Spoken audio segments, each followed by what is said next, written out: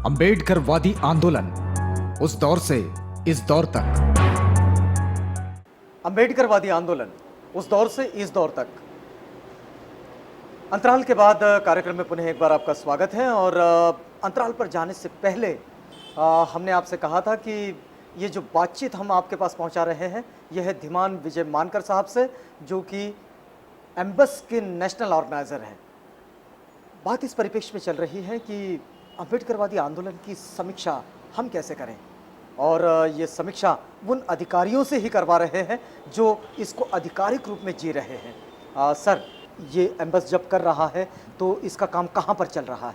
अभी देखिए, जैसे महाराष्ट्र के बाहर मैं बताऊंगा, नॉर्थ इंडिया ले जाता हूँ, छत्तीसगढ़, उड़ीसा, झारखंड, उसके बाद यूपी और राजस्थान, मध्य प्रदेश, फिर साउथ की तरफ ले जाओ तो आपको कर्नाटका, केरला, तमिलनाडु, जैसे केरला में धम्म दीक्षा है अभी 1 नवंबर को, तो अभी उत्तर प्रदेश में 11 तारीख को धम्म दीक्षा आगरा में जो है, तो साउथ इंडिया में 3 स्टेट्स हो गए। और अब तो ऐसा हो रहा है कि एम्बस धीरे धीरे बाहर में भी, वर्ल्ड की भी जो कंट्रीज़ में लोग हैं उनसे भी थोड़ा थोड़ा संपर्क आ रहा है, क्योंकि 14 अप्रैल को international day, doctor Ambedkar international day of humanism and enlightenment घोषित करो करके यूएन में हमने प्रेजेंट किया।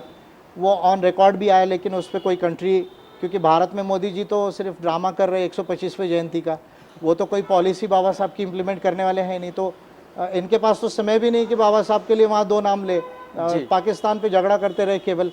ठीक है, वो एक फॉरेन पॉलिसी का इशू है, लेकिन सस्टेनेबल डेवलपमेंट गोल्स पे कॉन्फ्रेंस है, आप पाकिस्तान पे चर्चा करते रहे और बाबा साहब को लेके बात करते तो बाबा साहब की पॉलिसी में सस्टेनेबल डेवलपमेंट गोल्स भी आते हैं, तो लेकिन मोदी जी या सुषमा स्वराज को तो इससे लेना देना नहीं है। तो हमने कोशिश की कि इंटरनेशनल डे आए, तो अभी हम फॉरेन में भी धीरे धीरे जो है वो स्प्रेड हो रहे हैं, हल्का हल्का है लेकिन वो भी कर रहे हैं। तो भारत के 15 से ऊपर राज्यों में और कई कम्युनिटीज़ में स्प्रेड हुआ। हम इसको एम्बस को ये तो देखते हैं ज़रूर कि ये समाज कारण पर काम कर रहा है, राजकारण पर भी काम कर रहा है, इसको धर्म कारण के भी हिस्से में हम लोग देख रहे हैं।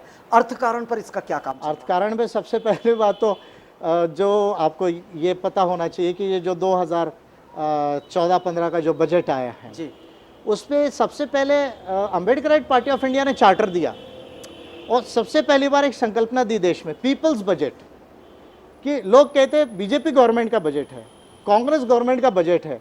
हमने कहा नहीं भैया, बजट जो होता है वो लोगों का होता है, ये देश हमारा है, देश का जितना इकोनॉमी है, पैसा ये लोगों का पैसा है, इसका बजटिंग लोगों के लिए होना चाहिए। तो पहली बार भारत सरकार को पॉलिसी बजट कैसा बनना चाहिए, इसका written charter of rights and duties, यानी राइट्स लोगों के, ड्यूटी सरकार की, ये चार्टर दिया 1 जनवरी को दिया। और उस चार्टर में लिखा कि क्या क्या पॉलिसीज होना चाहिए। छोटी छोटी बातें बताता हूँ आपको, जैसे लो एंड सोशल सिक्योरिटी है, जनधन योजना वगैरह, ये सारा हमने सजेस्ट किया है उसके अंदर में कि लो एंड सोशल सिक्योरिटी कम से कम कवर होनी चाहिए। SC/ST एंटरप्रेन्योर्स के लिए 50,000 करोड़ मांगने वाले, मुझे लगता है डिक्की भी नहीं बोल पाई होगी इतना। मैंने कहा था कि 50, राइटिंग में ही है मेरा चार्टर जो है वो, और API के वेबसाइट पर भी आप लोग देख सकते हैं कि 50,000 करोड़ रुपीस दलित एंटरप्रेन्योर्स को, SC/ST एंटरप्रेन्योर्स को मिलना चाहिए बिजनेस के लिए। नहीं तो रिजर्वेशन दो हमको, किसमें? प्राइवेट सेक्टर के अंदर में। क्यों? क्योंकि आप जमीन फ्री में ले रहे, पानी फ्री में ले रहे, हवा फ्री में ले रहे, ऊपर से पोल्यूशन कर रहे, इधर टैक्स दे रहे अंबानी और अडानी को और बाकी इसको 5,72,000 करोड़ रुपए का टैक्सेशन आप पिछले 6,000 से छोड़ रहे हैं। तो इसलिए जो है मैंने कहा या तो रिजर्वेशन इन प्राइवेट सेक्टर दो या SC/ST एंटरप्रेन्योर्स के लिए 50,000 करोड़ दो। ये बजट के अंदर में था। उसके बाद जो नेशनल लूट चल रही है देश की, जो ब्लैक इकोनॉमी है, तो 1.25 लाख करोड़ की जो ब्लैक इकोनॉमी है, अभी 3,770 करोड़ लाए मोदी जी जो है। मूंगफली का दाना लाए हैं भारत के लोगों के लिए, निकाल के फॉरेन से मूंगफली का दाना लाए मोदी जी, 3,770 करोड़ रुपया। तो मैंने ये कहा कि 1.25 लाख करोड़ की ब्लैक इकोनॉमी है और भारत की 50% इकोनॉमी ब्लैक इकोनॉमी है, यानी 128 लाख करोड़ हमारा जो GDP है उसमें 50% ब्लैक इकोनॉमी है। इस ब्लैक इकोनॉमी को ख़त्म करने के लिए क्या क्या मेजर्स होने चाहिए, मैंने सजेस्ट किया। सबसे पहली बात कहा कि ये जो टैक्स आप छोड़ रहे हो 5,72,000 करोड़ का, उसको आप बंद करो। आपका 8 लाख करोड़ के ऊपर NPAs हो गए, बैंक का बैड लोन्स हो गए, उसको आप रिकवर करो। दलित एंटरप्रेन्योर्स को 50,000 करोड़ रुपया आप दो, SC/ST एंटरप्रेन्योर्स को। लो एंड सोशल सिक्योरिटी लाओ, और आपका SC/ST सब प्लान जो है वो अगर 25% पॉपुलेशन है तो बजट का 25% क्यों नहीं होना चाहिए SC/ST सब प्लान। तो ये सारी जो इकोनॉमिक पॉलिसी है बाबा साहब की, जिसको मैं अम्बेडकराइट इकोनॉमिक्स कहता हूँ, इवन टैक्सेशन सिस्टम हमारे यहाँ रिग्रेसिव है। आपकी इस सजेशन को कितना माना गया? इसमें से 1 लाख करोड़ का जो है वो डाइवर्शन हुआ है।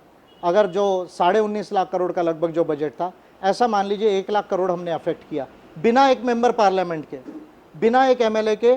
एपीआई ने charter of rights and duties और देश के 300 जिलों में जन आंदोलन करके पीपल्स बजट पे 1 लाख करोड़ रुपया फोर्स किया गवर्नमेंट को राइट पॉलिसी बनाने के लिए। 1 लाख करोड़।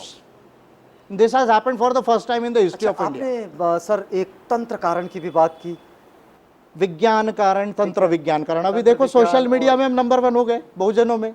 अभी एम्बस प्रबुद्ध भारत और एपीआई की जो फेसबुक के पेजेस है वो आज 1.5 करोड़ लोगों को जाते हैं।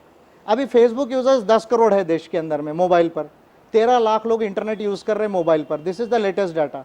और 30 करोड़ लोगों को 2019 में जो न्यू टेलीकॉम पॉलिसी है उसमें मोबाइल पर इंटरनेट यूज करेंगे। मैं चाहता हूं हर मोबाइल में अम्बेडकरिज्म का मैसेज जाए, through Facebook, through Twitter, through WhatsApp, through social media. क्योंकि आपका मीडिया तो बड़ा होगा, मेरी मंगल कामना है, लेकिन आपका मीडिया बड़ा हो, पूरे चैनल पे दिखे, मेरा मीडिया मोबाइल में जाएगा डायरेक्ट। क्या बात तो है, ये क्या तंत्र बात विज्ञान कारण को हम यूज है। कर रहे हैं। और विश्व कारण इसे आप कैसे कहते हैं? विश्व कारण हमको, जैसे यूएन जनरल असेंबली है जी। तो मैंने चैलेंज किया यूएन जनरल असेंबली को कि भाई आप जो बाबा साहब अम्बेडकर का एजेंडा को आप इग्नोर कर रहे हैं, ये केवल 14 अप्रैल इंटरनेशनल डे करना, आप मंडेला को कर सकते हैं, 18 जुलाई मंडेला कर सकते हैं। मंडेला के प्रति मुझे रिस्पेक्ट है, लेकिन मंडेला का आंदोलन बाबा साहब से बड़ा नहीं था। मार्टिन लूथर किंग का आंदोलन जो है वो बाबा साहब से बड़ा नहीं था जी। उसके पहले वॉल्टर राउसो से लेके मार्क्स माओ तक सब लोग हुए, दुनिया के अंदर कई फिलोसोफर्स हुए। तो ये यूनाइटेड नेशंस जो पार्शियल एजेंडा कर रहा है, तो ये एजेंडा जो है वो करेक्ट करने की ज़रूरत है। विश्व कारण में आप देखिए दुनिया में कितना दुख है। अभी आप देखिए कि 25% आबादी दुनिया की मल्टी डिमेंशनल पॉवर्टी की शिकार है दुनिया के अंदर में। दुनिया के 1% लोगों के पास 50% संपत्ति हो गई है। भारत के 10% लोगों के पास 55% संपत्ति हो गई है। सरकार कहती है हमारे को स्कूल के लिए पैसा नहीं है, आपके बस्ती के लिए पैसा नहीं है, हमको ड्रिंकिंग वाटर के लिए पैसा नहीं है। अरे भैया पैसा कहाँ मोदी जी, ये मंदिरों में जो है फॉरेन में है और ये ब्लैक मनी हवाला चल रहा है, जो इसको ख़त्म करो ना। देश में कहाँ पैसा नहीं है। दुनिया के अंदर में थॉमस पिकेटी ने capital in the 21st century एक बड़ा मॉन्यूमेंटल बुक लिखा है जी। बाबा साहब ने जो कहा था कि दुनिया में कैपिटलिज्म जैसा है वैसा ही अगर भारत में आया और दुनिया में रहा तो इनइक्वालिटी आएगी। सेकंड वर्ल्ड वॉर के समय में कहा था कि साल्वेशन ऑफ द वर्ल्ड करना है। तो जब तक दुनिया की रचना समता, स्वतंत्रता, बंधुता के आधार पर समाज और आर्थिक रचना नहीं होती तब तक दुनिया की मुक्ति होने वाली नहीं है। बाबा साहब ने सेकंड वर्ल्ड वॉर के समय में ये रास्ता दिया, जस्ट वर्ल्ड ऑफ पीस। जब तक आप जस्टिस नहीं लाओगे तब तक शांति आने वाली नहीं। टेररिज्म है, लोग टेररिज्म पर बात कर रहे हैं पर जस्टिस, न्याय लाने की बात नहीं कर रहे। अरे भाई आपको शांति चाहिए तो गांधी जी थोड़ी शांति देंगे, तो जस्टिस देना होगा, जस्टिस देना होगा। तो ये जो बाबा साहब के जो अंतर्राष्ट्रीय प्रिंसिपल्स है, तो ये अंतर्राष्ट्रीय प्रिंसिपल्स में जिसको रिकंस्ट्रक्शन ऑफ वर्ल्ड का बाबा साहब ने, साल्वेशन ऑफ वर्ल्ड का, ये कोई केवल भारत के बहुजनों के लिए नहीं है। बहुजनों के तो मसीहा बाबा साहब अम्बेडकर है, कोई गांधी नहीं है।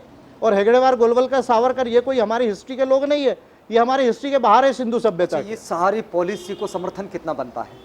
समर्थन तो बनना ही, करना ही पड़ेगा, क्योंकि इस रास्ते से अगर देश और दुनिया नहीं जाएगी तो उसका उद्धार नहीं होगा। नहीं तो लेकिन आप जो ये काम 2006 से जो आपने शुरू किया, यस, तो इस पर कितना समर्थन आया है? समर्थन इंटेलेक्चुअल लेवल पर मान रहे हैं। अभी मैं देख रहा हूँ, मैं चैलेंज कर रहा हूँ। मैं तो मोदी को भी चैलेंज किया, जेटली को चैलेंज कर रहा हूँ। राहुल गांधी तो जान दो उसका ग्रेजुएशन भी नहीं हुआ है, तो इसलिए मैं उसकी बात नहीं करूँगा। अभी मैं बोल रहा हूँ, आप अपने आप को बहुत होशियार समझ रहे, मेरे साथ 1 घंटे का डिबेट कर लो, देश को पता चल जाएगा कि who is more intellectual, whether the aerial and antennas are intellectual और whether the Ambedkarites are intellectual. डरते ट्विटर पे बात करते, मन की बात करते। इसे आत्मविश्वास का है, अहंकार? इसको आत्मविश्वास कहिए और आत्मसम्मान भी कहिए। और ये आत्मविश्वास और आत्मसम्मान मैंने बुद्ध और बाबा साहब। अच्छा, मुझे एक बात बताइए कि प्रस्थापित हिंदुत्ववादी फोर्सेस जो है उसका कितना आह्वान, कितनी चुनौती आप इस पॉलिसी के सामने देखते हैं?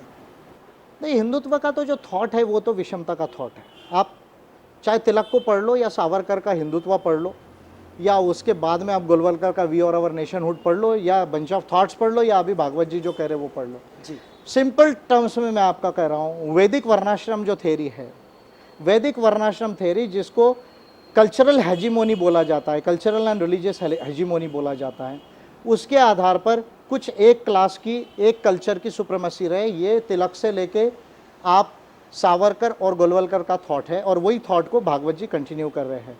तो हिंदुत्व जो है वो जो हमारा कॉन्स्टिट्यूशनल ऑर्डर है उसको पैरेलल एक ऑर्डर बनाना चाहता है। जो हमारा कॉन्स्टिट्यूशनल ऑर्डर है समता, स्वतंत्रता, बंधुता, न्याय का, पार्लियामेंट्री डेमोक्रेसी का, वेलफेयर स्टेट का, फंडामेंटल राइट्स, ह्यूमन राइट्स का, फेडरलिज्म का, ये जो कॉन्स्टिट्यूशन ने ऑर्डर दिया हमको, उसके ऊपर एक सुपर ऑर्डर जो है वो इम्पोज करना चाह रहा है। The threat is very practical, और ये थ्रेट बिहार इलेक्शन का रिजल्ट क्या निकलता है उसके बाद और ज़्यादा आपको समझ में आएगा, क्योंकि अभी ये दबी आवाज़ में बोल रहे हैं, लेकिन बिहार इलेक्शन का जो रिजल्ट आएगा उसके बाद देश के अंदर आपको और क्लियरली नज़र आएगा। और ये जो मैं बात बोल रहा हूँ, क्या ये अम्बेडकरिज्म के सामने बड़ी चुनौती है? नहीं, अम्बेडकरिज्म उनके लिए चुनौती है, हमारे लिए चुनौती नहीं है। अच्छा, क्योंकि आरएसएस के लोग, बीजेपी के लोग एम्बस को डर रहे हैं। आरएसएस के लोग, बीजेपी के लोग, क्योंकि आज तक कभी हमारे चैलेंज को उन्होंने स्वीकार नहीं किया। कोई भी एक आदमी जो है वो आके कभी डिस्कस नहीं कर सका। अभी भी मैं रिजर्वेशन के इशू पर भी फेसबुक पर लिखा, वो जगदीश भगवती उधर से बोले कोलंबिया में बैठ के बाबा साहब को भूल के, उनको भी मैं बोला यार वहाँ बैठ के आप बेवकूफ़ों जैसी बात मत करो। रिजर्वेशन का आपको कंटेक्स्ट नहीं मालूम है। 15 देशों में डिस्क्रिमिनेशन को आपको कंपनसेट करने के लिए रिजर्वेशन दिया जाता है। ये कोई इकोनॉमिक्स से इसका लेना देना नहीं अच्छा, है। तो इनको चैलेंज कर रहा हूँ, कोई नहीं ले रहा है। एक बात, आपका आंकलन क्या कहता है कि हर 2, 4, 5 साल में इस इशू को बड़े कारगर तरीके से पूरा प्रस्थापित मैथोलॉजीज को उठाने का प्रयास करती है, इसके पीछे क्या कारण हो सकता है? यानी मैथोलॉजी से सारी चीज़ों को, जी, हिंदुत्व का जो जी, है जी, नहीं, क्योंकि उनको जो है, देखिए कॉन्स्टिट्यूशनल ऑर्डर मानने नहीं है उनको। अगर आप सावरकर को पढ़ेंगे, अगर आप गोलवलकर को पढ़ेंगे, तो जो वैदिक वर्णाश्रम थ्योरी है जिसमें राइट्स नहीं है, केवल ड्यूटीज़ है। आपको अधिकार नहीं, केवल आपको सर्विस करना है, कर्तव्य करना है शूद्रों को और जो वर्ण के बाहर थे। और उसी के आधार पर कल्चर, पॉलिटी एंड इकोनॉमी, उसी तरह की अर्थव्यवस्था, उसी तरह का कल्चर, उसी तरह का राजकीय मॉडल। तो ये सारा का सारा जो है वो उनका थिंकिंग है। तो इसलिए जो है वो जो संविधान चाहता है, जो मानवतावाद चाहता है, उसको वो एक्सेप्ट, उनकी फिलॉसफी जो है जिसको वो हिंदुत्व कहते हैं, वो उसको एक्सेप्ट नहीं करते हैं। भले ये बात है कि भारत में लोकतंत्र है और कई फोर्सेस है जो इस बात को नहीं मानती, इसलिए ये जो नहीं कर पा रहे, पर उनकी ये मंशा है। जो हिंदू राष्ट्र का जो उनका थ्योरी है, वो हिंदू राष्ट्र का थ्योरी कॉन्स्टिट्यूशन के आधार पर नहीं है, वो वैदिक कल्चर के आधार पर जो हिंदू राष्ट्र का थ्योरी है, वर्णाश्रम धर्म के आधार पर है। और मैं अपनी तरफ से ये बात नहीं कह रहा हूँ, तिलक ने ये बात कही, अभी प्रमिला राव ने बुक लिखा है तिलक के ऊपर में, उसको आप पढ़ सकते। सावरकर का द हिंदुत्व पढ़ सकते, 23 में वहाँ से लिखा जब जेल में थे। और एनसी केलकर जो है उन्होंने फॉरवर्ड लिखा है इसका, गोलवलकर का वी और अवर नेशन वुड डिफाइन का। केलकर जो 2 डिकेड से ज़्यादा मराठा और केसरी के एडिटर थे, आपको शायद मालूम होगी। तो ये जो है, या डॉक्टर मुंजे है जो हेगड़ेवार के मेंटर थे, तो आप उनके थॉट को पढ़िए। और थोड़ा ज़्यादा अगर पढ़ना है तो जेफर लॉट और दामले को और एंडरसन को पढ़िए, जिन्होंने उसके इंटरप्रिटेशन करके लिखे हुए हैं। ये बात मैं अपनी तरफ से नहीं कह रहा हूँ। और बाबा साहब ने तो इसको कैटेगरिकली रिजेक्ट किया है, सावरकर के थॉट को और गोलवलकर के थॉट को। बाबा साहब से जब गोलवलकर ये गांधी के डेथ के बाद अक्टूबर 48 में जब मिलने गए थे, जब आरएसएस को बैन हो रहा था और रीअरेस्ट हुए थे 48 में 13 अक्टूबर को गोलवलकर, तो बाबा साहब ने क्लियर कहा था शंकरानंद शास्त्री को कि जिस देश में ऐसे गुरु है उस देश का उद्धार नहीं हो सकता। लेकिन इन सबको आधार बनाकर अटैक हमेशा रिजर्वेशन पर किया जाता है, क्यों? नहीं, रिजर्वेशन को तो जो है ये राइट है ना, रिजर्वेशन तो राइट है, उसको वो अटैक क्या करेंगे? आप बताइए, आपने 5000 साल आदिवासियों को जंगलों में रखा, आपने 2000 साल अस्पृश्यों को गांव के बाहर रखा, आपने आधी आबादी जो है ओबीसी को शूद्र बना के रखा, महिलाओं को गुलाम रखा, आपने उनको अपॉर्चुनिटी तो दी नहीं, अपॉर्चुनिटी डिनाई भी की और साथ में उसको सब ह्यूमन कंडीशन में रखा। अब जिनको 5000 साल तक या 2000 साल या उससे ज़्यादा साल तक अगर आपने सोशल बेसिस पे, अगर कल्चरल बेसिस पे, सोशल बेसिस पे डिस्क्रिमिनेट किया, अब उनको तो आपको जस्टिस की थ्योरी पे कंपनसेट करना पड़ेगा। मैं तो ये कह रहा हूँ कि अब रिजर्वेशन केवल गवर्नमेंट सर्विस में नहीं है, अभी प्राइवेट सेक्टर में रिजर्वेशन को हासिल करने का समय आ गया है। अब भूमि के वितरण का समय आ गया है। अब ये जो राष्ट्रीय जो बजट है 128 लाख करोड़ का, उसका विनिमय प्रॉपर ढंग से हो, इक्वालिटी से हो, ये एजेंडा सेट करने का समय आ गया है।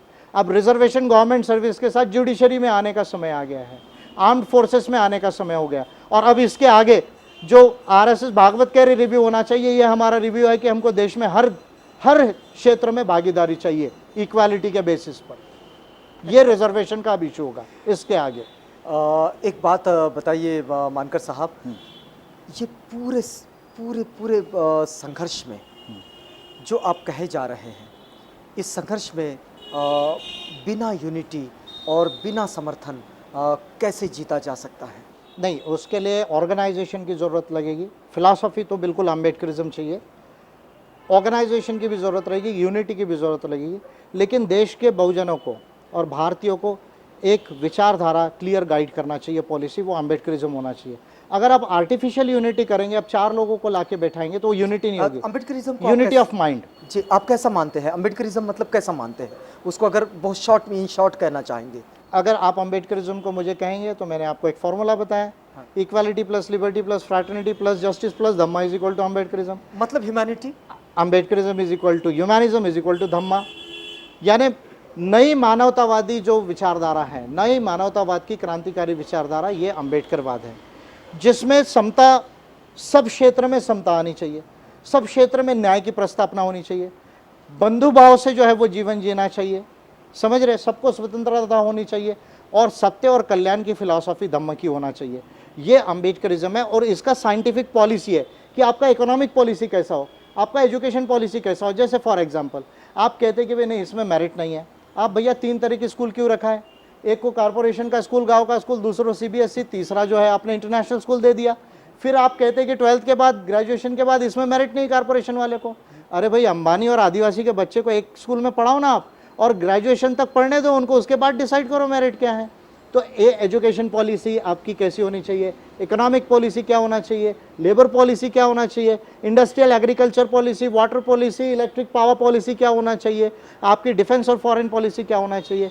ये जब आप 4 तत्व और मानवतावाद का धम्म का तत्व अप्लाई करते हो तो प्रैक्टिकली हर क्षेत्र में क्या नीति होना चाहिए, ये अम्बेडकरिज्म क्लियर डिफाइन करता है, जिसमें मानवतावाद प्रस्तापित होगी, एक मानव एक मूल्य प्रस्तापित होगी, दुनिया से दुख का निवारण होगा, दुनिया सुखी होगी। क्या यही वजह मान ली जाए कि आप बाबा साहब की इंटेलेक्चुअल बायोग्राफी बनाने के लिए यस इंटेलेक्चुअल बायोग्राफी तो आई एम वेरी हैप्पी, और मैं कृतज्ञता भी महसूस करता हूँ क्योंकि 21 साल से बाबा साहब को पढ़ रहा हूँ, आज 22 साल हो गए।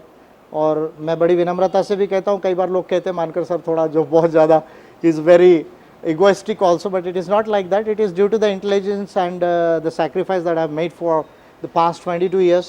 बाबा साहब के लिटरेचर को पढ़ा, नेशनल प्लान बनाया, क्रोनोलॉजी बनाया, अभी फॉरेन की लाइब्रेरीज में वो हैं, कई लोग ही रेफरेंस दे रहे, मुझे तो मालूम भी नहीं सर ये यूनिवर्सिटी में चले गया, वो यूनिवर्सिटी में। तो बाबा साहब का जो धनंजय कीर या बाकी जो बायोग्राफीज थी, खैर मोड़े जी का तो मराठी में था, बीसी कामड़े जी का जो है जी, फिर नानक चंद्र रत्तू और सोनलाल शास्त्री, देवीलाल शंकरानंद शास्त्री, ये जो बायोग्राफीज जो है उनके एक्सपीरियंसेस के थे। तो पर ये जो इंटेलेक्चुअल बायोग्राफी मैं लिख रहा हूँ जो जनवरी में पब्लिश हो जाएगी, बम्बई से मैं प्लान कर रहा हूँ क्योंकि 125 ईयर का सेलिब्रेशन भी कर रहे हैं हम लोग। तो उसमें जो है 4 चीज़ें ब्रीफली आपको मिलेगी।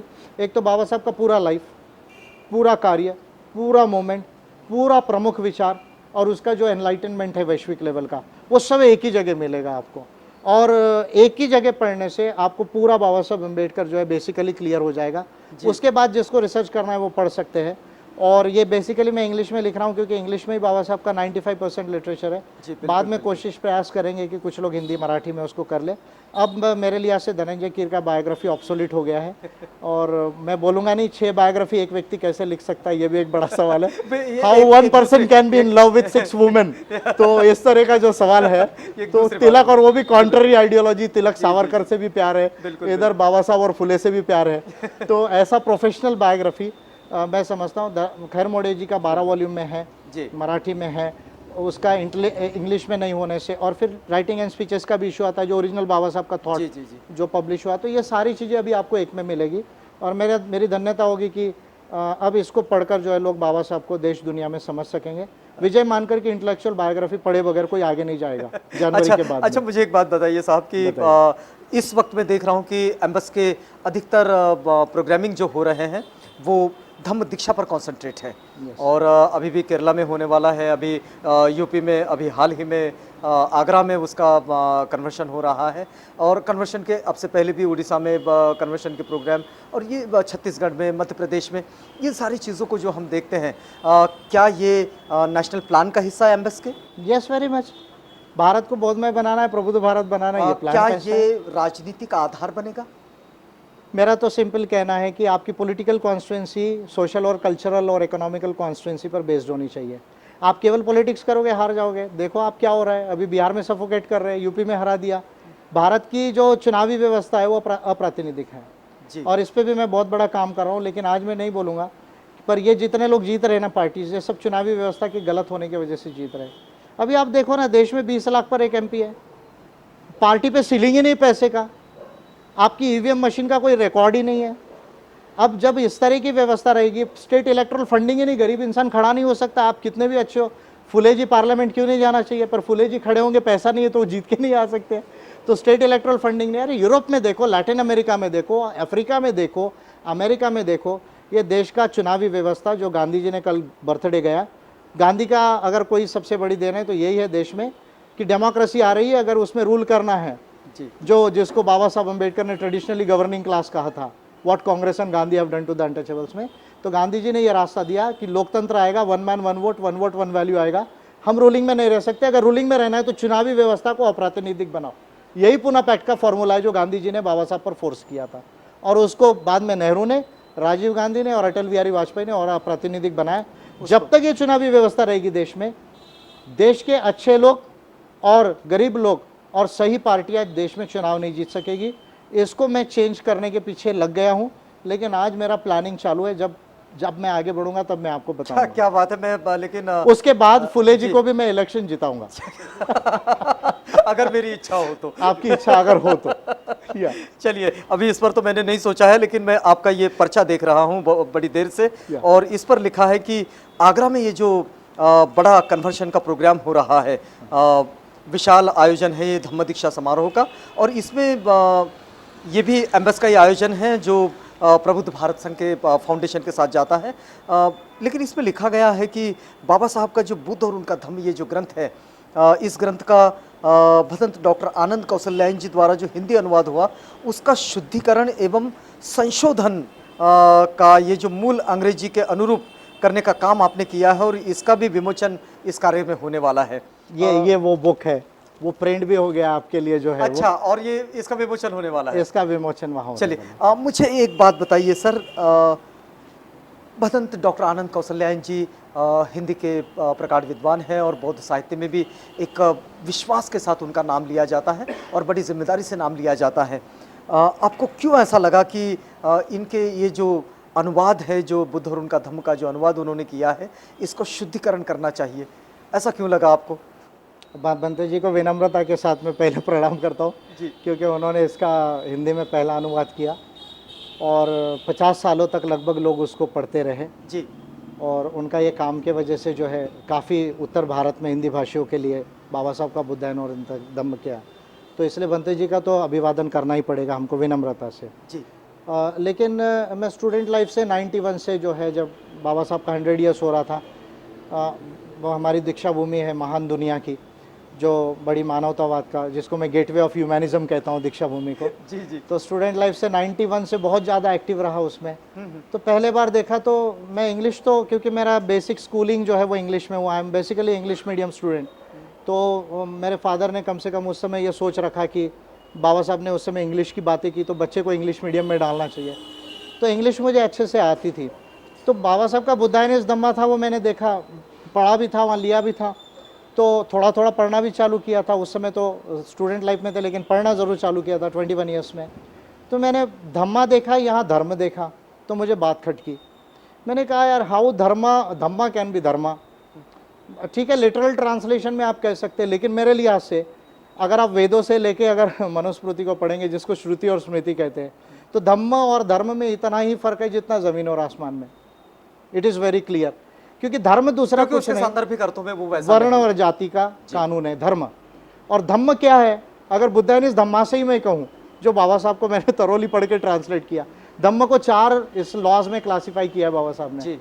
धम्मा इज लॉ ऑफ नेचर, यानी प्रकृति का नियम जो है वो धम्म है। धम्मा इज लॉ ऑफ कर्मा, कर्म का नियम जो है वो धम्म है। कॉज इफेक्ट, कार्य कारण भाव यानी धम्म है। और प्रतीत्य समुत्पाद, डिपेंडेंट ओरिजिनेशन यानी धम्म है। बाबा साहब ने बुद्धायन इस धम्म को 8 बुक्स में लिखा और 4 लॉज में लिखा है। ये मैं ट्रांसलेशन में करते करते मुझे बात समझ में आई, तो उस समय मुझे खटकी। बाद में 97 में प्रदीप गायकवाड़ जी है और घोड़ेसवार सर है, उन्होंने उसको धर्म का धम्म किया, और भिक्षु भिक्षु नहीं था, उसको भिक्खु भिक्खु नहीं किया। फिर उसको लाके देखा, मुझे खुशी हुई 97 में कि चलो सुधारा किसी ने, पर रात को आया देखा तो मैंने देखा नहीं, अभी भी इसमें बाकी है। और उनका प्रीफेस पढ़ा, उन्होंने लिखा हमने केवल 2 ही वर्ड को चेंज किया, तब से बात खटक रही थी। फिर जब मैं छत्तीसगढ़ में धम्म दीक्षा थी, अंबागढ़ चौकी में राजनांदगांव जिले जी में। जी जी 5000 लोगों ने बुद्ध धम्म की दीक्षा ली, लेकिन काफ़ी बुक स्टॉल थे, एक पर भी बुद्धानिस धम्मा नहीं था। तो मुझे बड़ा बुरा लगा। मैंने कहा यार लोगों ने दम लिया लेकिन समझेंगे कैसे। तो मुझे बहुत पेन हुआ। गाड़ी में बैठ के वापस आया तो माइंड में बहुत उथल पुथल हुई। नागपुर आते आते तो मैंने डिसाइड किया नहीं मुझे करना पड़ेगा। और मैंने सोचा होता भी तो गलत पढ़ते, क्योंकि मुझे मालूम था उसमें इंग्लिश से हिंदी उस समय में मुझे ऐसा लगता है कि स्टैंडर्ड डिक्शनरीज को रेफ़र ना करने की वजह से और थोड़ा हिंदुइज़्म का लैंग्वेज का प्रभाव होने की वजह से उसमें मेरे लिहाज से 40% के आसपास जो है वो मिस्टेक्स रह गई थी। और मैं अपने आप को विनम्रता से मानता हूँ, मैं तो बुद्धिस्ट स्कॉलर नहीं हूँ। लोग मुझे अम्बेडकरिज्म का अथॉरिटी मानते हैं, पर I am not still a Buddhist scholar, लोग कहते हैं ऐसा। बट मेरी विनम्रता है कि मैंने 6 डिक्शनरीज और 2 माइनर डिक्शनरीज को लेके, और बाबा साहब का इंग्लिश का तो मेरा बहुत अच्छा अंडरस्टैंडिंग है, हिंदी का भी अथॉरिटी है, तो मैंने उसका ट्रांसलेशन को सुधारा है। और अब ये सही ट्रांसलेशन लोगों को पढ़ने के लिए मिलेगा। 1-2% इसमें और वीकनेस हो सकती है, उसको भी हम सेकंड एडिशन में इम्प्रूव कर सकते हैं। चलिए बहुत ये एक अच्छा क्लेरिफिकेशन है और ये लोगों के पास जाएगा तो अच्छा भी होगा। सर हमारा ये वक्त अभी जाने को है। मैं आपसे एक अंतिम ये टिप्पणी लेना चाह रहा हूँ कि इस पूरी चर्चा को अगर इस दौर में हम लोग समेटना चाहें तो आप कैसे समेटोगे इसे, कि ये पूरी चीज़ जो है जिस पर ये अम्बेडकरिज्म खड़ा होता है, जिस पर ये मानवीय मूल्यों की संवेदनाओं का ये आंदोलन खड़ा होता है, इसको हम समेटना चाहें तो 1-2 वाक्यों में हम लोग क्या कहें? आपने एक बड़ा प्लान लिखा है इसका। एक बात में अगर मैं कहूँ तो, सिर्फ एक बात में कहूँ तो मानव दुख की निर्मिति, जो मानव दुख की जो निर्मिति होती है उसके कारणों को समाप्त करना, और जिसमें दुख निर्माण ना हो ऐसे कारण और ऐसी व्यवस्था को बनाना, यही अम्बेडकरिज्म का जो है वो लक्ष्य है। और इसका जो मानवतावादी और सत्य और कल्याण पर जो फिलॉसफी और पॉलिसी और जो मार्ग है, मूवमेंट है, वो अम्बेडकरिज्म है। उसको हमको प्रैक्टिकली अगर करना है तो अम्बेडकरिज्म एक साइंस है, एक विज्ञान है, उसको उसी तरह से हमको डील करना चाहिए और उसी तरह से करना चाहिए। मैं ये देख रहा हूँ कि हम बहुत क्रूशियल फेज से हिस्ट्री में गुजर रहे हैं। ये आने वाला 10-20 साल भारत के इतिहास में एक टर्निंग पॉइंट है। भारत के इतिहास में इसलिए टर्निंग पॉइंट है क्योंकि अभी भारत डेमोक्रेसी है। दुनिया भर में जो भारत का नाम हो रहा है वो कॉन्स्टिट्यूशन की वजह से हो रहा है, बाबा साहब की वजह से हो रहा है। और देश में एक इस तरह की भी फोर्सेस चल रही जो डेमोक्रेसी कॉन्स्टिट्यूशन को नकारना चाह रही है जी, जिसको मैं हिंदुत्ववादी फोर्सेस एंड ऑर्गेनाइजेशन कहता हूँ, या दूसरे स्टेटस को इस फोर्सेस है, कांग्रेस और उनके तरफ के जो लोग हैं। तो देश का जो 10-20 साल का जो हिस्ट्री है अभी आने वाला पीरियड का, इसमें 2 विचारधाराओं का और 2 व्यवस्थाओं का संघर्ष होने वाला है। 2 विचारधाराओं का, एक कि मानवतावादी विचारधारा इस देश में जीतेगी, रूल करेगी, या अमानवतावादी विचारधारा और सभ्यता संस्कृति रहेगी, और किसके आधार पर व्यवस्था बनेगी। तो ये जो conflict of idea of India है जी, ये conflict of idea of India जो है, और उसके आगे जाके वर्ल्ड कैसा जो है वो चेंज हो सकता है। तो ये भारत में और दुनिया में जो है आइडियोलॉजीज़ का एंड ऑर्डर्स का कॉन्फ्लिक्ट होगा। और मैं ऐसा समझता हूँ कि 10 साल में, 20 साल में, मैं हमेशा ये कहता हूँ कि अब हमें हिस्ट्री पढ़ने और जानने की तो ज़रूरत है, लेकिन अब हिस्ट्री बनाने का समय आ गया है। क्या बात और है, क्या बात है। मैं ये आंदोलन हिस्ट्री बनाने का आंदोलन कहता हूँ। और मैं ये देख रहा हूँ आने वाले 10 साल में, 20 साल में इस देश में अम्बेडकराइट लोगों से सारी जितनी आइडियोलॉजीज़ और ऑर्गेनाइजेशंस है उनका एक बड़ा अच्छा मॉरल कॉन्फ्लिक्ट होगा जी, इंटेलेक्चुअल कॉन्फ्लिक्ट होगा, और अम्बेडकराइट लोग सोल्यूशन देंगे और प्रबुद्ध भारत की निर्मित होगी। ये काल में जो हम करेंगे उससे नया इतिहास बनेगा। वो इतिहास जो भगवान बुद्ध ने बनाया, बाबा साहब ने बनाया, 1818 में हमारे पूर्वजों ने बनाया, 10,000 साल पहले हमारे पूर्वजों ने, इंडो नागाज ने बनाया, वही इतिहास हम 21वीं शताब्दी में ये 10 साल 20 साल में बनाने वाले हैं। क्या बात और है, क्या एम्बस बात है। इसमें मेजर रोल प्ले करेगा। अम्बेडकरिज्म से प्रबुद्ध भारत और प्रबुद्ध दुनिया का निर्माण होगा। क्या बात है। ये होती है बात जो आशावाद की बात होती है, ये इस वास्तववाद वक्त- भी है इसमें। और वास्तववाद भी है। ये आशावाद और वास्तववाद जो कि आगे बढ़ता है, इसमें एक बड़ी विशेष बात है कि बाबा साहब का ये आंदोलन और अम्बेडकरिज्म ये सिर्फ भारत का ही नहीं तो पूरी दुनिया का पुनर्निर्माण करेगा, और दुनिया का पुनर्निर्माण करके एक नए सोशल ऑर्डर को तैयार करेगा और एक नई दुनिया का निर्माण करेगा। और ये नई दुनिया का निर्माण मतलब एक ऐसे मानवतावादी दुनिया का निर्माण करेगा कि जो इस संसार से दुख मुक्ति के लिए पूरी मानवता को और पूरी जीव सृष्टि को प्रोत्साहित करेगा। और इस आशावाद के साथ इस चर्चा में रुक रहे हैं। सर, आप हमारे साथ आए और हमसे बातचीत की, इस पूरी बातचीत के लिए आपका बहुत धन्यवाद। धम्मचक्र प्रवर्तन 2015 की सबको मंगल कामनाएं। जय भीम, जय प्रबुद्ध भारत। और आपको भी बहुत बहुत बधाइयाँ। और यहाँ पर रुक रहे हैं इस वादे के साथ कि हम आपसे पुनः मिलेंगे एक दूसरे योद्धा के साथ, जो योद्धा अपने कांधे पर यही अम्बेडकरवादी आंदोलन का परचम लेकर आगे चला है इस मानवतावाद की रणभूमि में। तो इस वादे के साथ यहाँ पर रुकते हैं। बने रहिएगा आवाज इंडिया के साथ।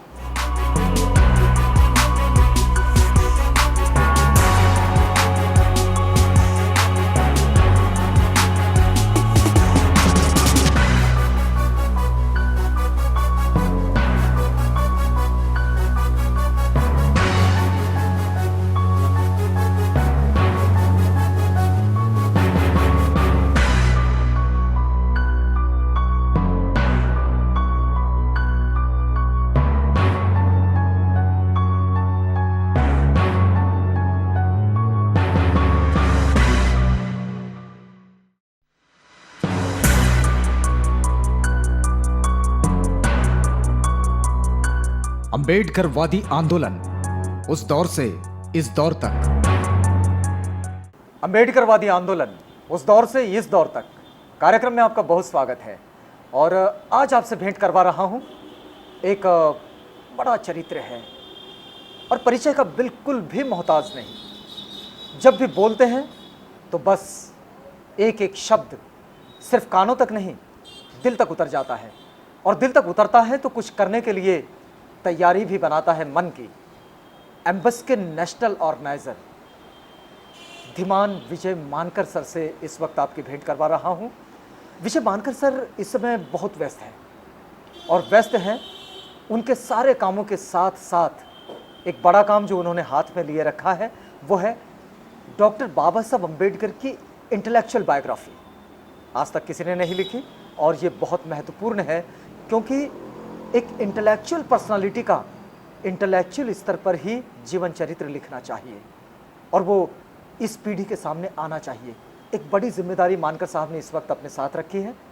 दूसरी बात है कि वे इस समय पूरे देश में, हर राज्य में धम्म दीक्षा के बड़े कार्यक्रमों के आयोजन में जुटे हैं।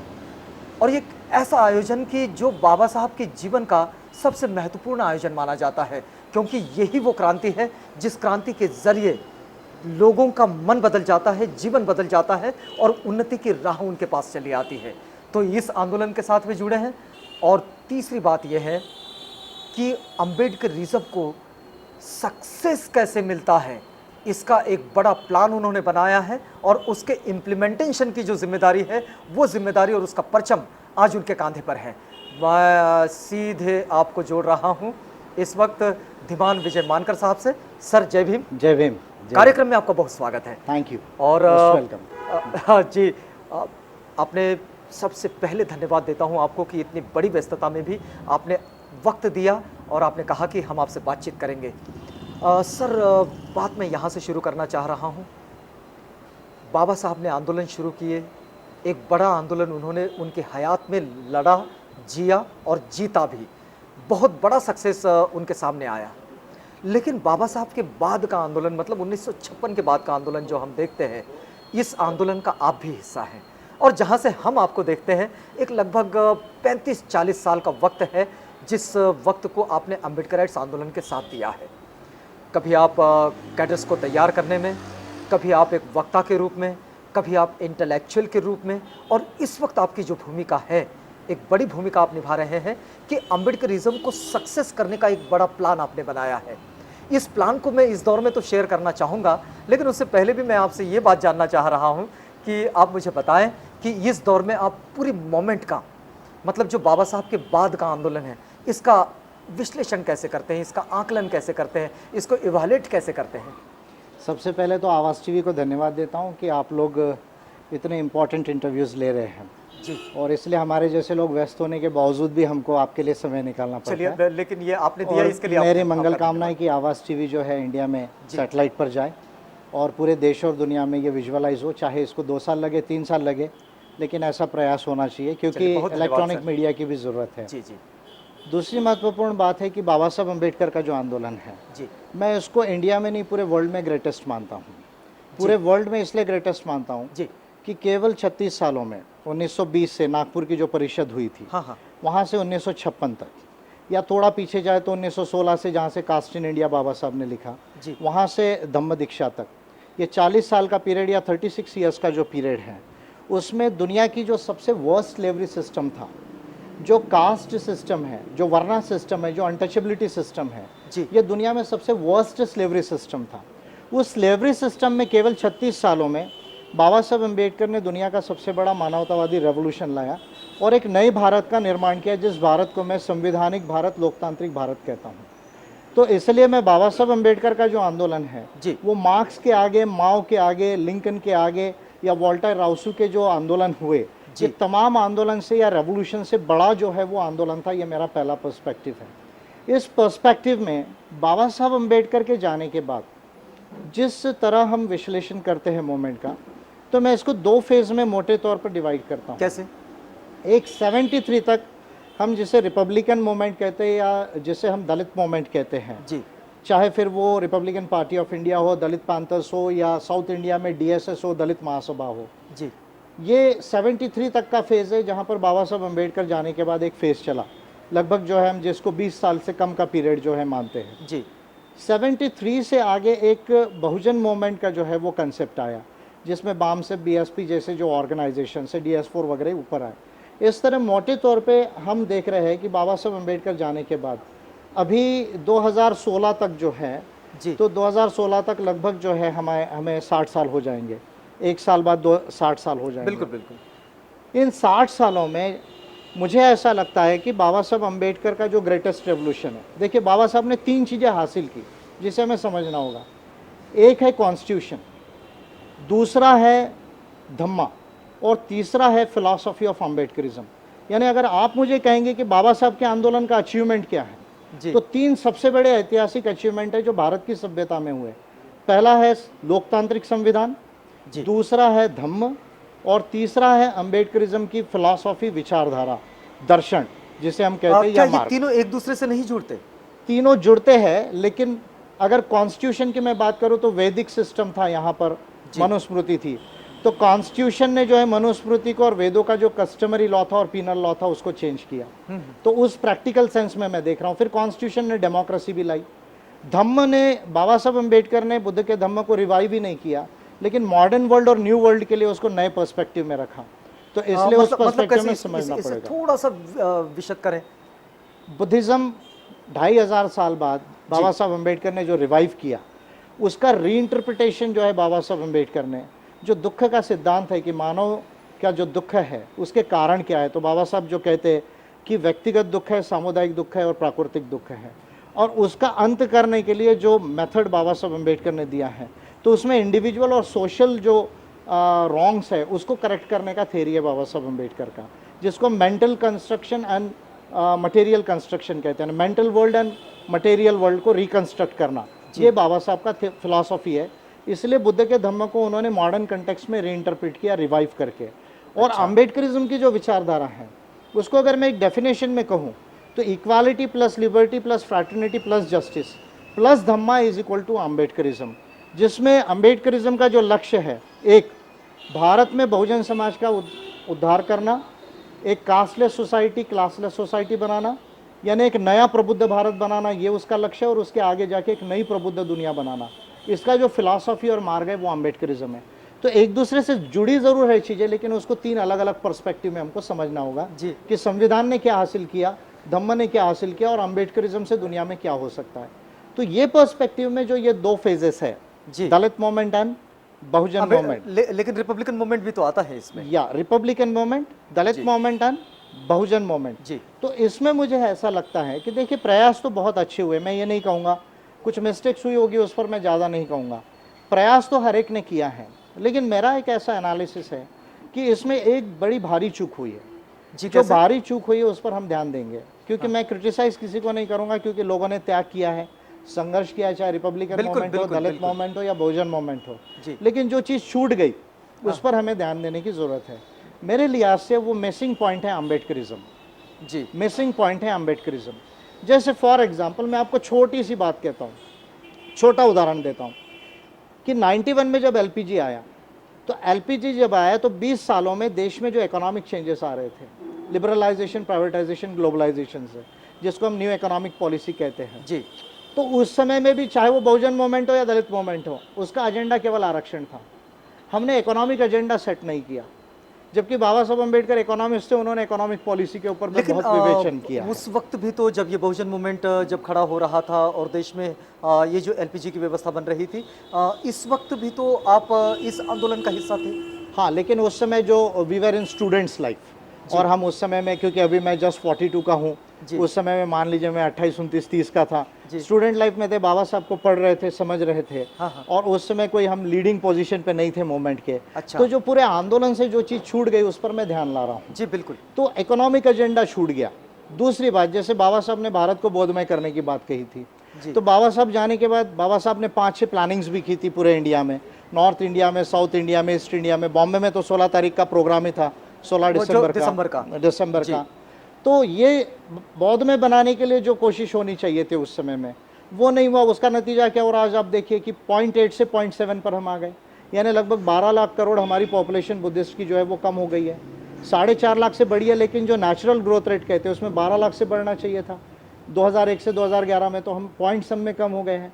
0.2 में महाराष्ट्र में कम हुआ है। 0.2 में महाराष्ट्र में अगर कम हुआ है, इसका मतलब 2,20,000 कम हुआ है।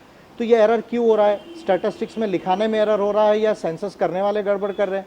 तो इस पर भी तो ध्यान देने की आवश्यकता है। प्लस हमारा जो रिलीजन है वो बुद्धिज़्म था देश में, और बुद्धिज़्म के पहले इस देश में जो लोग कहते कि नहीं वेदों से शुरुआत होती है, ये भागवत एंड कंपनी के जो लोग हैं उनको मैं कहता हूँ सावरकर ने तो हिस्ट्री पढ़ी नहीं ठीक से, और गोलवलकर को हिस्ट्री नहीं मालूम थी।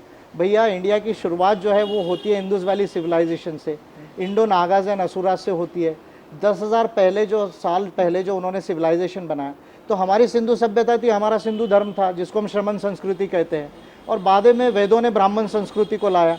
तो ये कोई हिंदू की संस्कृति जो है वो पूरी जो है देश की संस्कृति नहीं है, बेसिकली ब्राह्मणिकल वैदिक संस्कृति है। तो बाबा साहब ने जो रूट्स को सर्च किया, जी हु वर द अनटचेबल्स, उसमें नागवंशियों का थ्योरी रखा। बाबा साहब अम्बेडकर जो है पहले गए आर्यन नागा कॉन्फ्लिक्ट के ऊपर, जो उनके आखिरी के जो भाषण है, जो काठमांडू से होके जो आए और वाराणसी में जो उन्होंने दिया, सारनाथ और उसके अंदर में, तो वहाँ के जो भाषण है वहाँ क्लियरली बाबा साहब ने कहा कि नागवंशीज जो है वो प्री इनहैबिटेंट्स थे और वो हाईली कल्चर्ड थे, और जब आर्य आए तो कल्चर और थॉट का दोनों में कॉन्फ्लिक्ट हुआ। बाबा साहब ने स्वयं ये बातों को कहा। तो बाबा साहब ने प्री वैदिक हिस्ट्री को भी रिकन्स्ट्रक्ट करने की कोशिश की।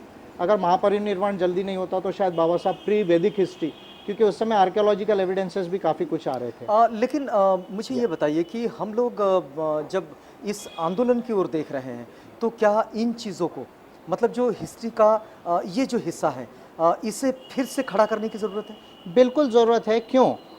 क्योंकि जो लोग अपना इतिहास नहीं जानते वो लोग अपना इतिहास नहीं बना सकते। बाबा साहब ने ये कहा है कि those who do not know their history और those who forget their history can not create history. और मैं ये कहता हूँ कि भाई हमें तो नई हिस्ट्री बनाना है। बाबा साहब ने नई हिस्ट्री बनाई, हमको और 21वीं शताब्दी में हिस्ट्री बनाना है। तो इंडिया के अंदर में जो रॉन्ग इंटरप्रिटेशन है कि बुद्धिस्ट पीरियड के पहले केवल उपनिषद और वैदिक पीरियड है, ये रॉन्ग है। वेदों के पहले का इतिहास है, सिंधु सभ्यता का इतिहास है, जो नागाओं ने असुराओं ने बनाया, और वो प्रकृति बेस्ड जो है वो रिलीजन था। सिंधु धम्म जो है वो प्रकृति के ऊपर बेस्ड था। इसलिए हमारी हिस्ट्री, हमारे कल्चर को हमें समझना होगा कि 10,000 साल पहले हम सिविलाइज्ड लोग थे। जिन्होंने दस्य दस्यु कहा, एक्चुअली वो अनसिविलाइज थे। आप देखो ना वेदों के अंदर क्या मिलेगा, 90% वही मिलेगा, इसको मारो, उसको मारो, उसकी संपत्ति ला कर दो। ये धर्म कैसे हो सकता है? तो इसलिए हिस्टोरिकल रूट्स को भी समझना होगा। और बुद्ध का धम्म तो यूनिवर्सल धम्म है, मानवतावादी धम्म है, वैज्ञानिक धम्म है, सबके कल्याण का धम्म है। वो भगवान बुद्ध ने इतना बड़ा रेवोल्यूशन किया पूरे दुनिया में, मानव के इतिहास में, और बाबा साहब ने उसको एम्ब्रेस किया, उसको रिवाइव किया, रीइन्वेंट किया, रीइंटरप्रेट करके रखा है। तो भारत को बौद्ध में तो बनाना पड़ेगा, बाबा साहब का बड़े मोमेंट का लक्ष्य है। तो ये जो परिप्रेक्ष्य है, भारत को बौद्ध में बनाना, हिस्टोरिकल रूट्स को लाना, पॉलिटिकल पावर को कैप्चर करना, इसके साथ साथ ऑर्गेनाइजेशन मूवमेंट को बिल्ड करना, कल्चरल एस्पेक्ट्स है उसके ऊपर ध्यान देना, इकोनॉमिक एजेंडे को सेट करना। जो मैं कहता हूं बार बार कि अम्बेडकरवाद 8 कारण है। जी 8 कारण है। ये आपके इसमें how to succeed in Ambedkarism में इसमें आपने इसको डाला भी है शायद, है ना? इसको आप लेकिन विस्तारित रूप में कैसे रखेंगे इसको, क्योंकि ये तो सिर्फ किताबों की बात लगती है। नहीं, ये तो फिलॉसफी, जीवन की फिलॉसफी है। इसको प्रैक्टिकल कैसे ले आएंगे ये आप? तो जीवन की फिलॉसफी है, बुक्स में तो लिखी गई है, पर फिलॉसफी तो लाइफ की है। मैं तो मानता हूँ कि अम्बेडकरिज्म या धम्म जो है वो जीवन जीने का इशू है, ये कोई किताबी इशू नहीं है। लेकिन बुक्स में नहीं होगा, पढ़ोगे नहीं तो इंटेलिजेंस भी डेवलप नहीं होगा। तो इंटेलिजेंस अगर डेवलप नहीं होगा, इंटेलेक्चुअल क्लास नहीं बनोगे, तो भारत के अंदर में जो चेंज लाना है वो लाने में दिक्कत तो इस पर क्या कोई काम चल रहा है? यस, उसके ऊपर में एक तो सबसे पहली बात जो मैं कह रहा हूँ कि हमने जो प्लान बनाया, जिसको मैं बार बार कहता हूँ कि national plan to succeed in Ambedkarism, बिल्कुल ये वो प्लान है।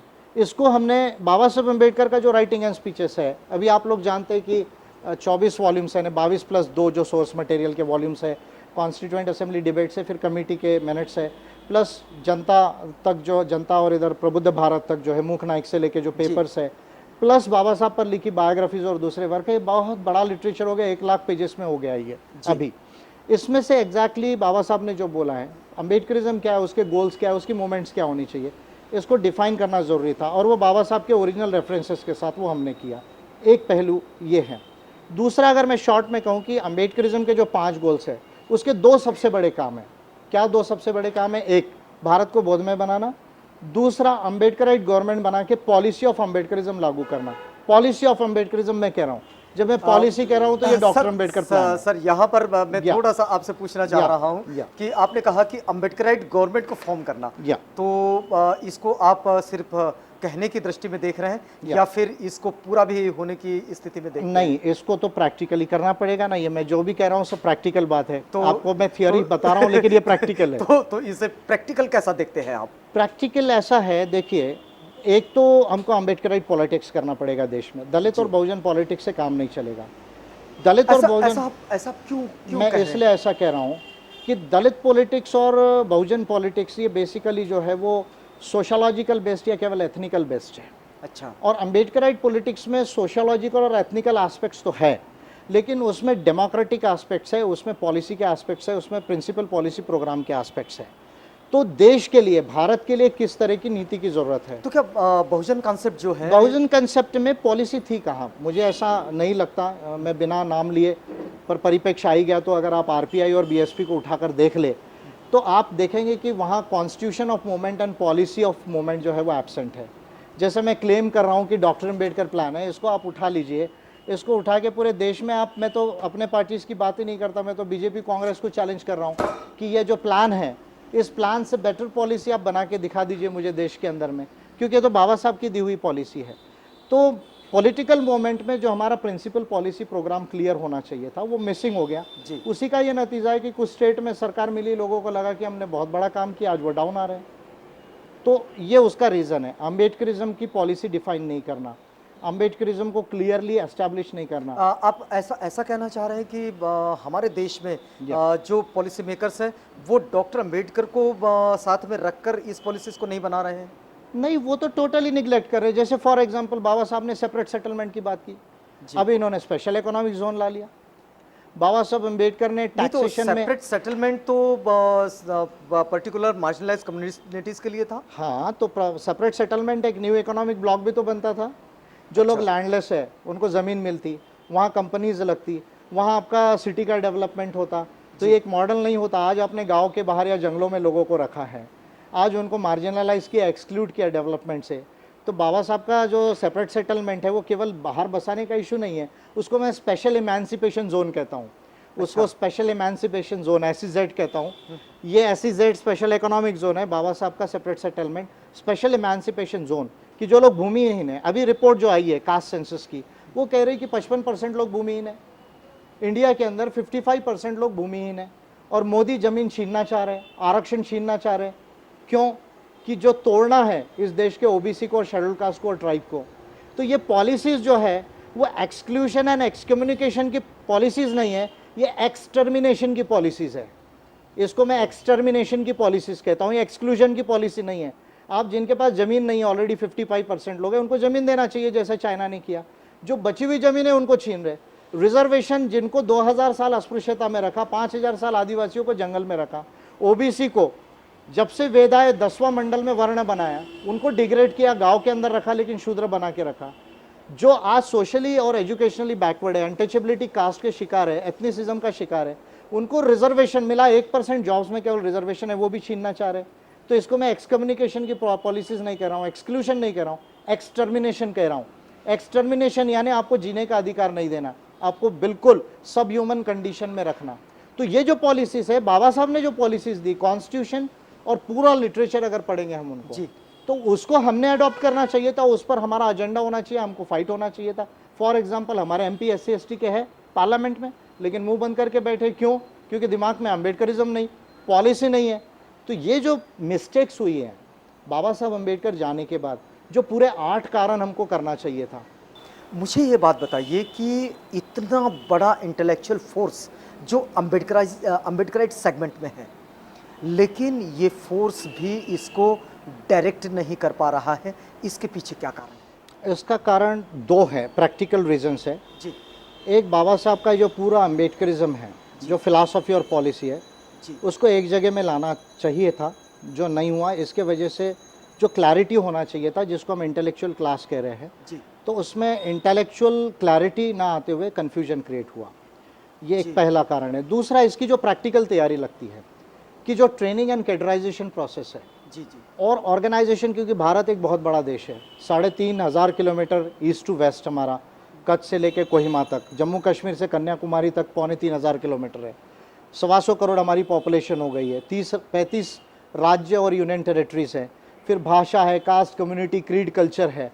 तो ये बड़ा कॉम्प्लेक्स कंट्री हमारा और वास्ट कंट्री है।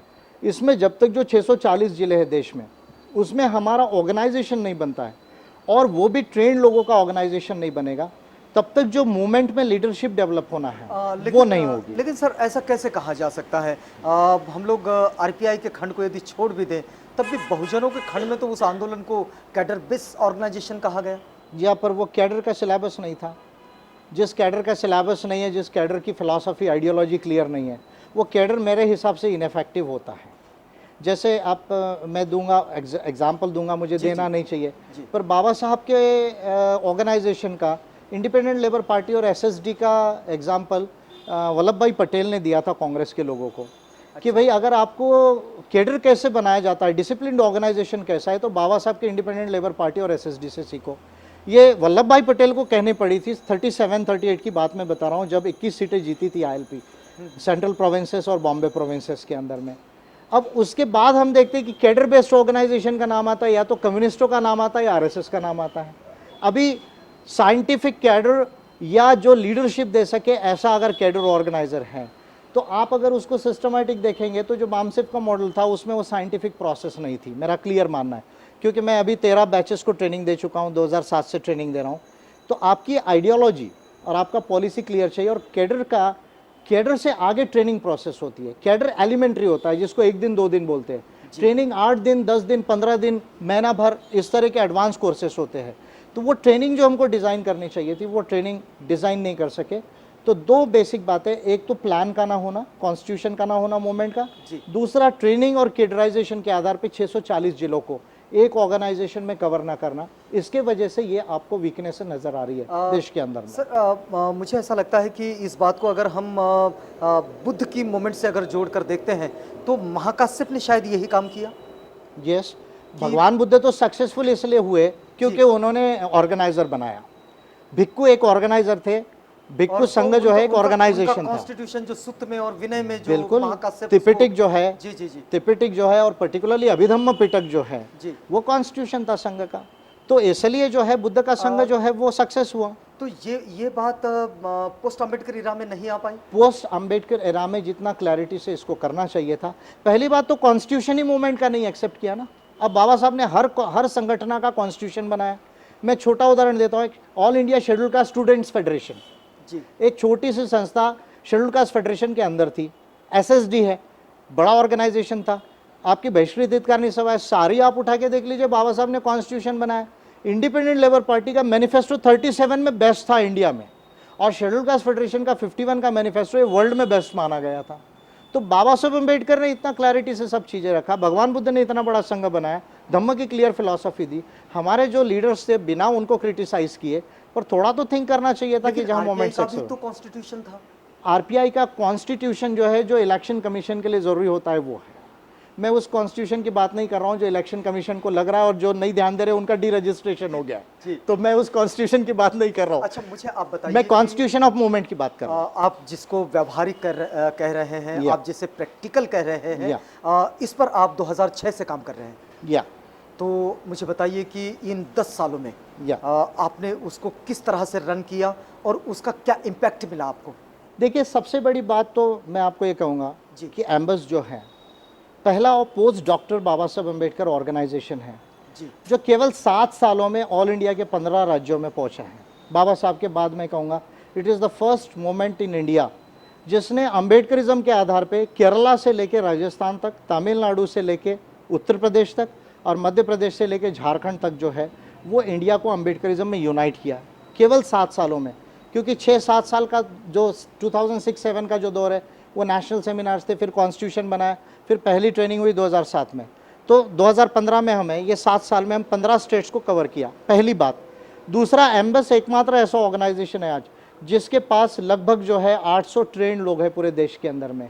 ट्रेंड मैं कैडर नहीं कह रहा हूँ, जिन्होंने 8 दिन का फाउंडेशन कोर्स किया, वो एक प्लान के तहत एक डायरेक्शन में काम कर रहे हैं। ये एक बहुत बड़ा अचीवमेंट है। तीसरा, मैं ये कहूँगा अगर आप छोटे छोटे अचीवमेंट, मैं इसको अम्बेडकरिज्म का लक्ष्य कंप्लीट हुआ ऐसा नहीं कह रहा हूँ, लेकिन छोटे अचीवमेंट्स है जिसके ऊपर मैं कह रहा हूँ कि जिधर जिधर एम्बस ने अच्छा काम किया उधर बुद्धिज़्म बढ़ गया है। फॉर एग्जांपल उड़ीसा, छत्तीसगढ़, मध्य प्रदेश, राजस्थान, जहाँ एम्बस ज़्यादा एक्टिव रहा है। आप 2011 का बुद्धिस्ट डेटा उठाकर देख लीजिए। केरला, आपको जहाँ बुद्धिस्ट पॉपुलेशन बिल्कुल रिफ्लेक्ट नहीं होता था वहाँ बुद्धिस्ट पॉपुलेशन रिफ्लेक्ट होना चालू हो गया है। ये एम्बस का एक मैं समझता हूँ छोटा अचीवमेंट है, मैं इसको बहुत बड़ा नहीं मान रहा हूँ। अम्बेडकराइट पार्टी ऑफ इंडिया हमने लॉन्च की। लोग कहते कितनी पार्टी बनाई, कितनी पार्टी बनाई, 1600 पार्टियां बनाई, कुछ इसलिए डी रिकॉग्नाइज भी हो रही, डी रजिस्टर्ड हो रही है। लेकिन अम्बेडकराइट पार्टी ऑफ इंडिया देश में 1600 पार्टी इलेक्शन कमीशन में रजिस्टर्ड है, लेकिन आपकी जानकारी के लिए बता रहा हूँ केवल 150 पार्टियाँ इलेक्शन लड़ती है, केवल 150 पार्टियाँ। उसमें अम्बेडकराइट पार्टी ऑफ इंडिया देश में सीट्स खड़े करने के मामले में 16वां नंबर पर थी। और कई ऐसी पार्टीज़ है जिनका इलेक्शन जो पहले एपीआई से पहले फॉर्म हुई वो एपीआई से पीछे है वोटिंग के मामले में, क्योंकि रजिस्ट्रेशन 6 दिसंबर 2013 को आया और अप्रैल मई में इलेक्शन आ गया लोकसभा का, तो 2 महीना 3 महीना भी समय नहीं मिला। तो उसमें भी हम 16 नंबर पर स्टैंड किया और वोटिंग में काफ़ी अच्छा जो है। जैसे छत्तीसगढ़ में एपीआई 5th रैंक पर है अगर आप पार्टीज़ के रैंकिंग में देखेंगे। तो ये जो सारा स्प्रेड हो रहा है, और सबसे बड़ी बात जो मैं समझता हूँ कि एम्बस का जो क्लैरिटी है कि अम्बेडकरिज्म को फॉर्मुलेट किया, डिफाइन करके रख दिया, उससे एक देश में क्लैरिटी हो रही है कि नहीं अब ये करने से देश में परिवर्तन आएगा, केवल 1-2 बातें करने से नहीं आएगा। जी, मुझे लेकिन एक बात बताइए, आप इस पूरे अम्बेडकरिज्म को सक्सीड करने में जो आप प्लान बना रहे हैं, क्या इसमें ये बात कहीं जुड़ती है कि बाबा साहब जैसे कहते हैं कि यूनिटी मस्ट है, ऑर्गेनाइजेशन मस्ट है? यस। तो ये ऐसी स्थिति में अगर एपीआई को भी अगर हम लोग एनालाइज करना चाहें तो क्या ये भी अम्बेडकराइट पॉलिटिकल आंदोलन में एक खंड ही नहीं माना जाएगा, एक गुट नहीं माना जाएगा? नहीं, यूनिटी मस्ट है, हाँ, ऑर्गेनाइजेशन मस्ट है, यूनिटी लेकिन आइडियोलॉजी के बेस पर होना चाहिए, ऐसा मेरा मानना है। कल आप इधर कहोगे कि भाई हम इधर शेड्यूल कास्ट में भी हैं, कल जाके आप बीजेपी से हाथ मिला लोगे, तो ऐसे लोगों का यूनिटी कोई काम का नहीं है। आप जाके कांग्रेस से मिला लोगे यानी ब्राह्मणिकल एलिमेंट से मिलाओगे। तो what is foremost is the ideology, the principle policy programme, ये एक महत्वपूर्ण बात है। दूसरा, एपीआई को लेके मैं कह रहा हूँ हमने वैल्यू एडिशन किया। कैसे वैल्यू एडिशन किया? जैसे एपीआई को सबसे ज़्यादा वोटिंग ट्राइबल सीटों पे मिला है। जो ट्राइब कभी अम्बेडकराइट मूवमेंट से जुड़ा नहीं था वो ट्राइब को जो है हमने अम्बेडकरिज्म में जोड़ा। एपीआई ने जो है छत्तीसगढ़ में, उड़ीसा में, झारखंड में जो है, मध्य प्रदेश में जो है आदिवासियों को जोड़ा इस आंदोलन से। तो हमने वैल्यू एडिशन किया, केवल शेड्यूल कास्ट के वोट को हमने डिवाइड नहीं किया, हमने आदिवासियों के वोट को जोड़ा। कहीं कहीं ओबीसी का माइनर है लेकिन माइनर ओबीसी के वोट को जोड़ा है, डीटीएनटी के वोट को जोड़ा है। तो इसलिए मैं इसको वैल्यू एडिशन कहता हूँ कि भाई हमारा एक ऑर्गेनाइजेशन देश में हो या 2 हो, लेकिन हम जितनी कम्युनिटीज़ है उसको हम जोड़े इस मूवमेंट से। हमको 125 करोड़ लोगों की यूनिटी चाहिए देश में, उसमें 100 करोड़ बहुजनों को यूनाइट करना है। वो काम मुझे ऐसा लगता है कि बाबा साहब के बाद सीरियसली किसी ने नहीं किया। और वो काम को एपीआई कर रही संघ एम्बस कर रहा है। तो ऐसा माना जाए कि जहां हम लोग आरपीआई को देखते हैं जो खंडों में बढ़ती हुई नज़र आती हैं, जहां बहुजन आंदोलन देखते हैं वो खंडों में बढ़ता हुआ नज़र आता है, तो क्या यहाँ थॉट एब्सेंट हो गया है? मेरा ऐसा क्लियर मानना है कि अम्बेडकरिज्म कभी भी उसका बेस नहीं था, और बेस ना होने की वजह से ही ये जो डिफरेंसेस आए हैं उनके ये जो अंदर आप में। कहते हैं बार बार कि इसका बेस नहीं है, Yes. तो इसको बेस को आप क्या मानते हैं? इसको बेस अम्बेडकरिज्म, जैसे मैं बार बार कह रहा हूँ कि 8 कारण है अम्बेडकरिज्म में। जी। समाज कारण, धम्म कारण, राज कारण, अर्थ कारण। फिर रिपीट कर रहा हूँ, समाज कारण, धम्म कारण, राज कारण, अर्थ कारण, विज्ञान कारण, तंत्र विज्ञान कारण, राष्ट्र कारण, विश्व कारण। ऐसे जो 8 कारण है, 8 कारण मिलकर अम्बेडकरिज्म बनता है। और ये बाबा साहब के पूरे राइटिंग एंड स्पीचेस जो है इसमें क्लियरली लिखा है बाबा साहब अम्बेडकर ने। इतना तो क्लियर किसी ने नहीं लिखा दुनिया में। तो इसके बेस पे करना चाहिए था, वो उन्होंने नहीं किया।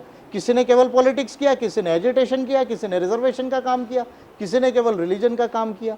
तो ये सारी चीज़ें एक दूसरे से जुड़नी चाहिए। यस, 8 चीज़ों पर जब आप एक्शन करेंगे तब भारत के अंदर में ब्राह्मणिकल सोशल ऑर्डर जो है वो डिस्ट्रॉय होगा और न्यू सोशल ऑर्डर या प्रबुद्ध भारत का निर्माण होगा और प्रबुद्ध दुनिया के दिशा में आप चलोगे। क्या इस पर कोई काम कर रहा है? अभी तो हम कर रहे हैं बस। मित्रों, इस समय ये जो बातचीत चल रही है एम्बस के नेशनल ऑर्गेनाइजर धीमान विजय मानकर साहब से, और ये इस बातचीत से आपको जोड़े रखेंगे। एक छोटे से ब्रेक के बाद मिलते हैं, बने रहिएगा। बात बताइए कि प्रस्थापित हिंदुत्ववादी फोर्सेस जो है उसका कितना आह्वान, कितनी चुनौती आप इस पॉलिसी के सामने देखते हैं?